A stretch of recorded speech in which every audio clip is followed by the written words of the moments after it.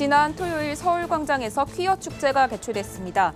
이에 대한 반발로 교계단체들은 맞은편에서 동성애 퀴어 축제 반대 국민 대회를 열고 차별금지법과 동성애 반대를 외쳤습니다. 이번 퀴어 축제는 예년에 비해 과도한 노출은 자제했지만 여전히 보기 민망한 모습을 드러냈습니다. 퀴어 축제를 단순 문화 행사로 보기 어려운 이유를 취재했습니다. 기독 직장인들이 연합해 나라와 민족을 위해 기도하는 공의와 사랑실천 구국 금식기도회가 지난 주말 개최됐습니다. 사학법인 미션네트워크가 18일 개정 사립학교법에 대해 효력정지 가처분 신청을 제기했습니다. 탈북 동포회와 선민네트워크가 중국 대사관 앞에서 탈북 난민 강제 북송 중지 호소 수요 집회를 개최했습니다. 이날 집회에는 500회를 맞았습니다.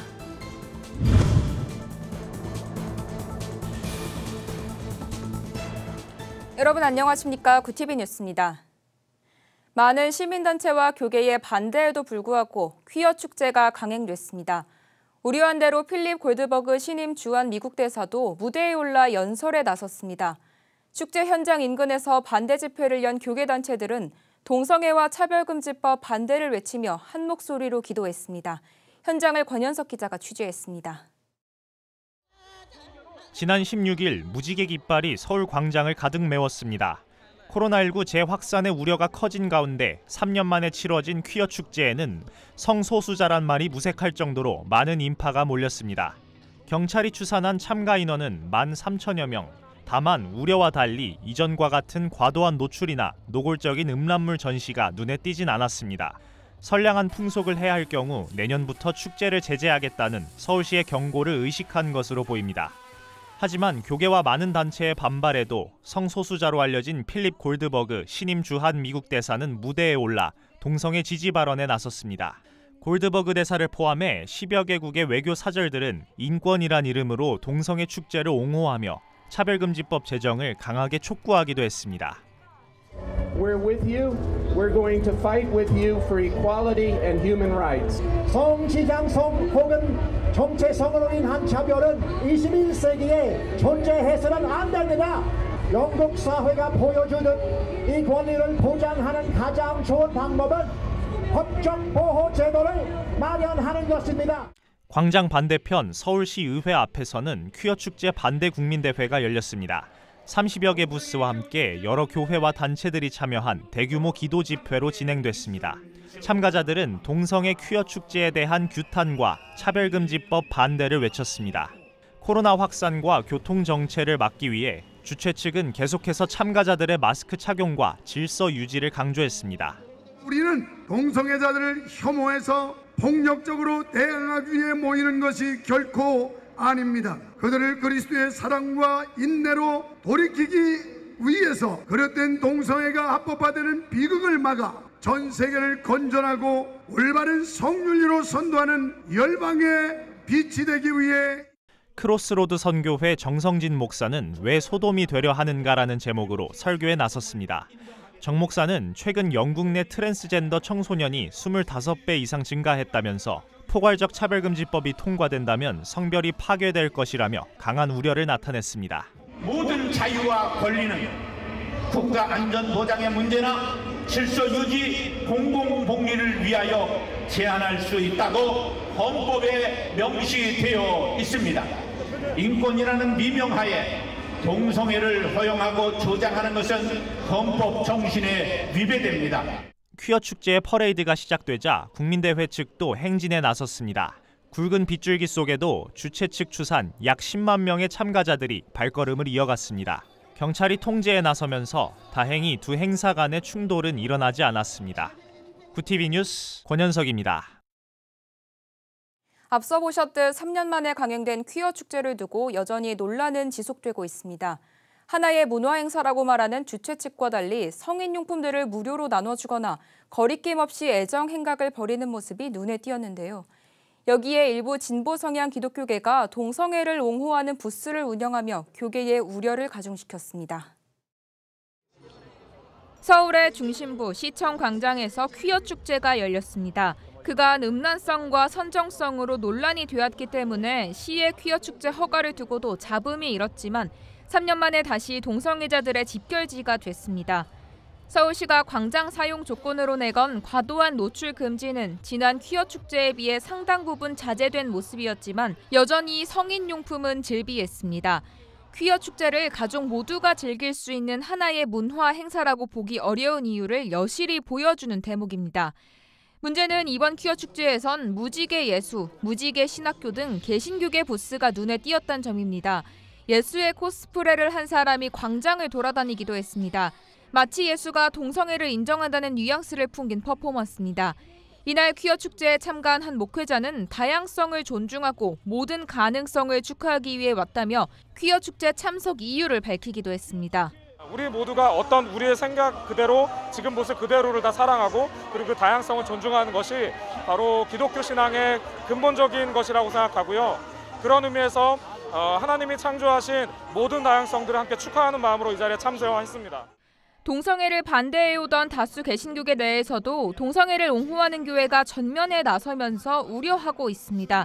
잘못된 퀴어 신학으로 교회를 와해시키는 것은 물론 인본주의적 해석으로 성경을 왜곡한다는 겁니다. 성경에 있는 내용까지도 곡해하고 왜곡을 시켜버리는 거죠. 그래서 한국 교회 내에 심각한 혼란을 가져다 오고 이미 미국과 서유럽 교회는 이런 문제로 인해서 많이 와해가 돼가고 있는 상황입니다. 인본주의적인 시각이고 주요셉 목사는 또 하나님이 모두를 공평하게 만든 건 당연하지만 성경에선 차별은 하지 말되 구별은 하라고 말한다며 인본주의적 시각, 세상에서 말하는 인권 개념으로 성경을 재단해버려선 안 된다고 설명했습니다.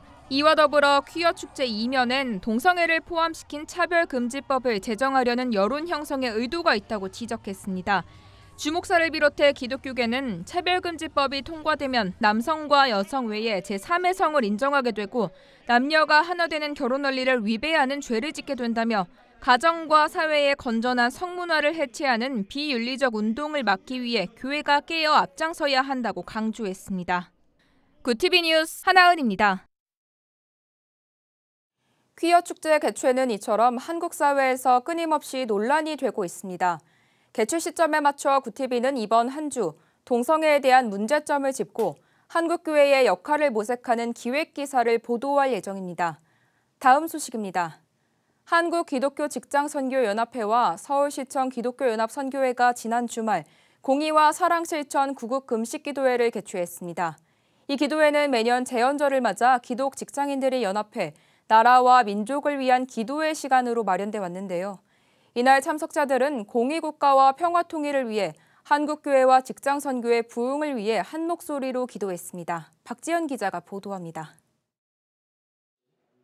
한국기독교직장선교연합회와 서울시청 기독교연합선교회가 제20회 공의와 사랑실천 구국금식 기도회를 개최했습니다.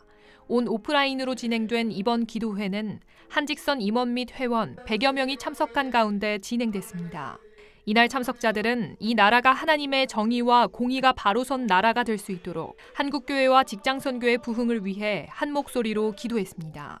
충무 성결교회 성창용 목사는 이날 설교를 전하면서 가정의 창조 질서를 파괴하는 차별금지 법안이 발의되고 코로나19로 신앙이 약화되는 등 한국교회가 위기에 놓여 있다며 내가 죽으면 죽으리라는 헌신과 각오로 합심해 기도해야 할 것을 당부했습니다.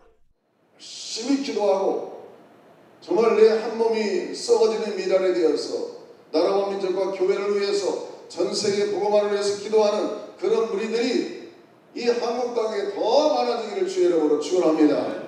모든 교회들이 금요예배가 다시 살아나서 이 나라의 위기를 깨닫고 한직선은 매년 제헌절을 맞아 전국 지역 연합회, 단체들과 함께 나라와 민족을 위한 구국 기도회를 진행하고 있습니다.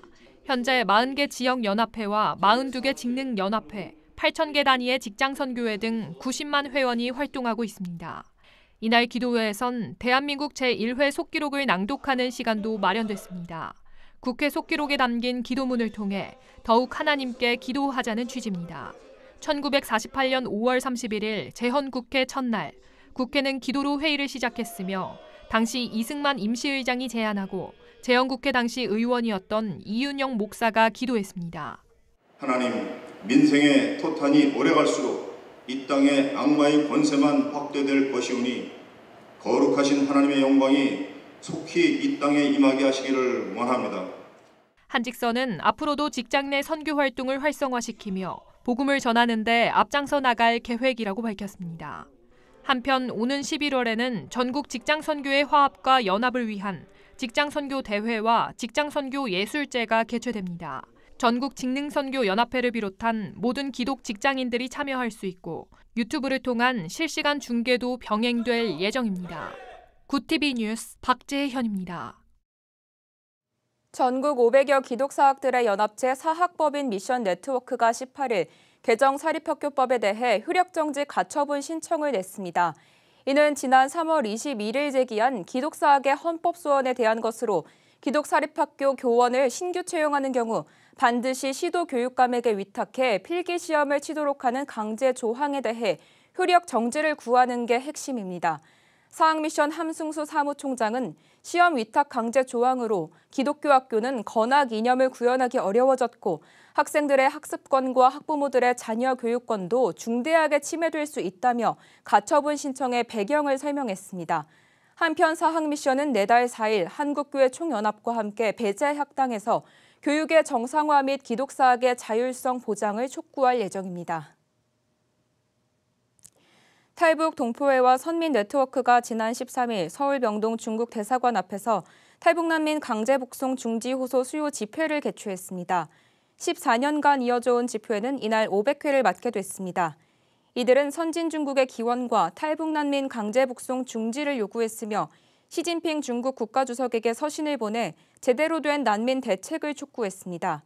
한편 탈북 동포회와 선민네트워크는 2008년부터 해당 집회를 이어왔으며 탈북 동포회는 그동안 전 세계를 돌며 북한의 인권 현실을 알리는 캠페인과 공연 등을 펼쳐왔습니다. 한국 기독교 직장선교연합회와 익산시 기독교 직장선교연합회, 익산시 직장선교연합회 목회자 협의회가 나라와 민족 사랑을 위한 구국 기도회를 개최했습니다. 17일 전북 익산시 고현교회에서 열린 이번 기도회에선 한국교회의 직장선교의 부흥을 위해 익산시의 경제 발전을 위해 차별금지법, 성평등법 제정 반대를 위해 한 목소리로 기도했습니다. 기도회에 이어선 사랑의 교회 안수집사인 지성호 국회의원을 초청한 특별 세미나가 진행됐으며 북한 선교를 위한 후원금을 전달하는 시간도 마련됐습니다.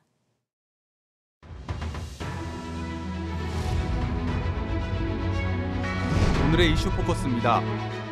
18일부터 50대 연령층에게도 코로나19 4차 접종을 시작했습니다. 앞으로는 50대 이상을 비롯해 18세 이상 면역 저하자, 기저질환자, 감염 취약시설 입소자, 종사자가 4차 접종 대상이 됩니다.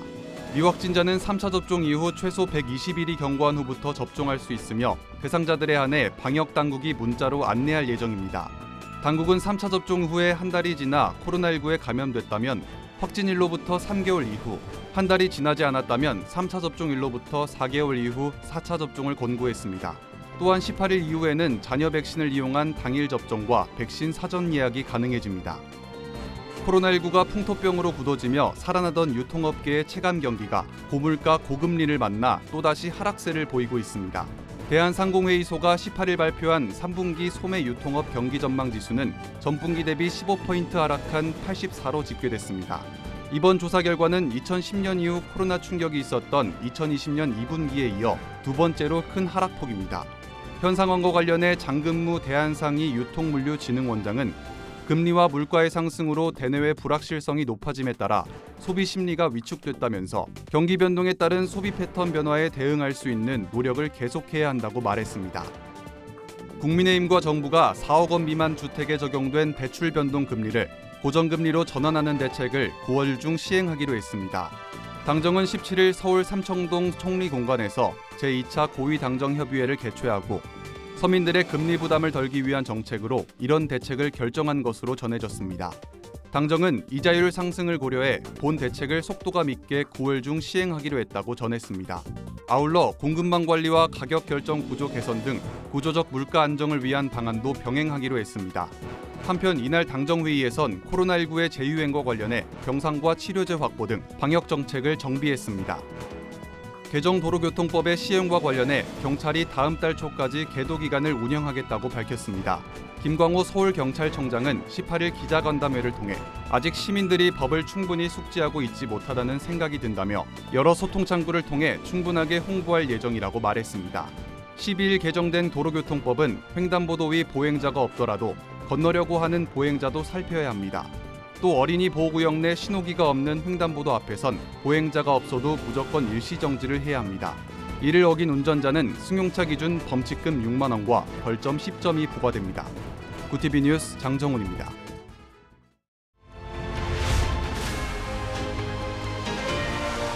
구티비 월드와이드입니다. 올라프 숄츠 독일 총리가 2045년까지 탄소 중립 달성이라는 기후 목표를 유지한다고 밝혔습니다. 러시아의 우크라이나 침공으로 인한 석탄 발전소 재가동은 일시적일 것이라고도 말했습니다. 숄츠 총리는 독일은 세계적인 산업 국가로서 탄소 중립을 달성하는 세계 첫 국가 중 한 곳이 돼야 한다면서 탄소 배출 없이도 산업 국가로서 미래가 있을 수 있도록 지상과 해상 풍력, 태양에너지 등 대체 에너지 생산 확충에 진전이 있도록 할 것이라고 강조했습니다. 일본 국민 10명 중 7명은 참의원 선거 유세 중 총격을 받아 사망한 아베 신조 전 총리의 공적에 대해 긍정적으로 평가하는 것으로 조사됐습니다. 아베 전 총리의 공적에 대해 37%가 크게 평가한다, 33%는 어느 정도 평가한다고 답해 70%가 긍정적으로 답했습니다. 이런 가운데 기시다 후미오 총리는 아베 전 총리 장례식을 올가을 국장으로 치른다는 방침을 밝혔습니다. 이에 대해 여당은 대체로 이해한다는 반응이지만 일부 야당에선 신중하게 논의했어야 했다, 결정이 너무 빨랐다, 국장은 정부 예산이 투입되는 만큼 비판이 유족에 향할 수 있다 등 반대 입장을 밝히고 있습니다. 러시아의 우크라이나 침공 이후 미국 정부의 유럽 국가에 대한 무기 판매 승인이 잇따르고 있습니다. 러시아의 우크라이나 침공을 계기로 안보 위협을 느낀 유럽 국가들이 국방력 강화를 위해 미국산 무기 구매를 요청하자 미국도 이에 호응해 무기 판매를 승인하고 있는 겁니다. 에스토니아는 러시아의 안보 위협에 대한 불안감이 커짐에 따라 미국의 6기의 M142 하이마스 구매를 요청했습니다. 이 무기는 최근 미국이 우크라이나에 제공한 다연장 로켓 시스템으로 부피와 무게를 줄여 장갑 트럭에 장착시켰습니다. 앞서 미국 정부는 스마트 폭탄으로 불리는 정밀 유도 무기도 벨기에와 체코, 덴마크 등의 판매를 승인한 바 있습니다. 군수품을 실은 우크라이나 민간 화물기가 현지 시간 16일 그리스 북부 지역에 추락해 승무원 8명이 전원 사망했다고 로이터 통신이 보도했습니다. 보도에 따르면 이 화물기는 우크라이나 운송사 소유의 안토노프 12기종으로 당일 세르비아를 떠나 방글라데시로 향하던 중 그리스 북부 카발라시 인근 옥수수밭에 추락했습니다. 세르비아 당국은 사고 화물기에 훈련용 박격포 포탄을 포함한 약 11.5톤 규모의 자국산 군수품이 실려 있었다고 밝혔습니다. 구매자는 방글라데시 국방부로 우크라이나 전쟁과는 전혀 관련이 없다고도 강조했습니다. 사고 원인은 엔진 고장으로 추정됩니다. 구티비 뉴스 오현근입니다.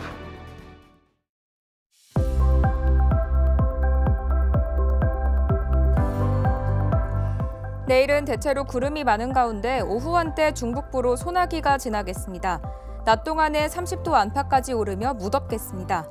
이번 주 내내 30도를 넘는 무더운 날씨가 이어집니다. 더위에 지치지 않도록 건강 유의하시기 바랍니다.